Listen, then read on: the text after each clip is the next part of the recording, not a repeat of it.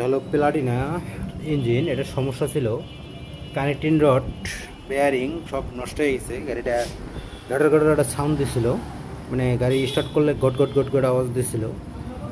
মানে connecting rod, piston, তারপর হলো ক্রাংশাফের বেয়ারিং, আর বাকি যেগুলো বেয়ারিং আছে এগুলো সবগুলাই নষ্ট হয়ে গেছে মোটামুটি। এই যে এগুলো বেয়ারিং সব নষ্ট হয়ে গেছে, সব থেকে নষ্ট হয়ে গেছে এই বেয়ারিংটা বেশি। এই দেখেন এটার কী অবস্থা, ঘটর ঘটর করে নড়তেছে। এটা ঘটর ঘটর করে নয়, এটার অবস্থা একবারে খারাপ।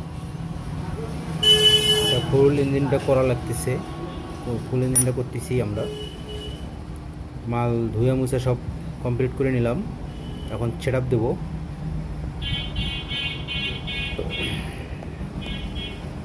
যাদের গাড়ির ওই সমস্যা, গটর গটর ছাউন্ড করবে বা গটগট আওয়াজ, এই সমস্যাগুলো হয় বেশিরভাগ লোক মোবিল পাল্টাইতে চায় না গাড়ির ইঞ্জিন লুপগুলো।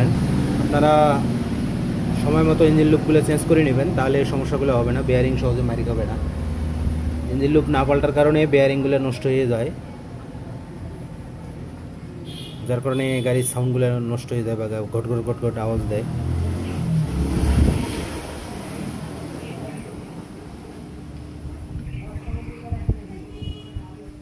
ফুল ইঞ্জিনের কাজ করতেছি, ফুল সেট আপ। এই যে এটা হলো বডি, প্লাটিনা গাড়ি।